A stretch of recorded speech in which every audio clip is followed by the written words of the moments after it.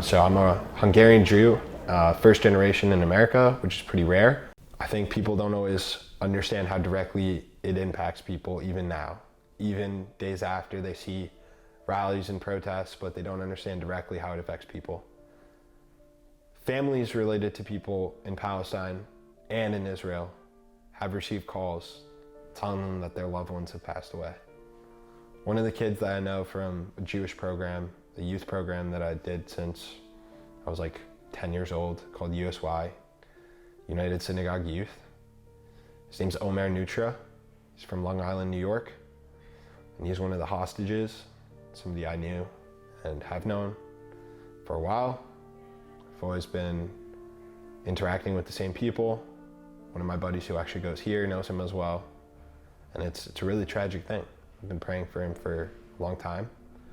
Additionally, in another way that it kind of like directly affects me, my dad is a pilot, and he's also a doctor, and he volunteered to go out to Israel to help be a medic and help deliver supplies.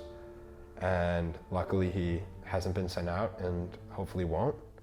But there was always, the thought in my mind that my dad could be going halfway across the world and be leaving our family. I don't even get to see him every day. I want to be able to go home for holidays and go see my dad.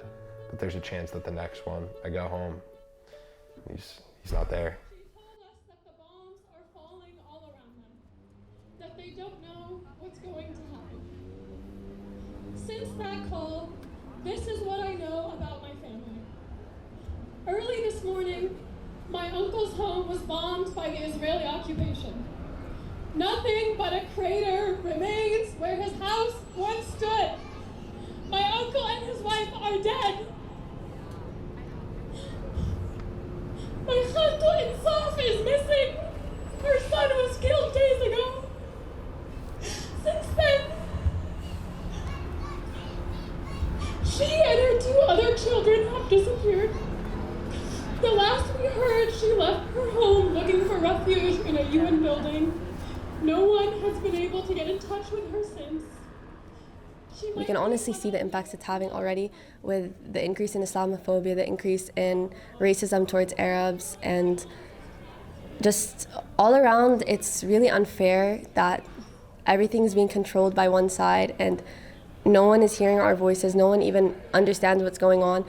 Like, obviously what happened on October 7th was really devastating to the Israeli community, but this has been happening to Palestinians for over 75 years. My grandmother's always instilled a sense of pride about being Palestinian and always reminding us of who we are and where we come from, and just like reminding us that to never lose sense of where we come from.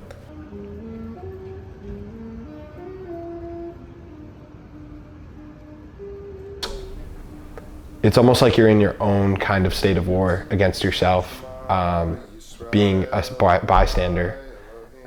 It's more of like an internal mental kind of war, because you have to stop yourself from continually refreshing the page and hoping something changes when for hours or days it won't. And that kind of internal struggle is just sickening, and it's depressing. And I couldn't leave my room for not the 3 days I was crying, but the 3 days after. Just laying in my bed thinking about all the people that were dying on both sides. Yeah, it's pain, it's struggle, and it's impossible.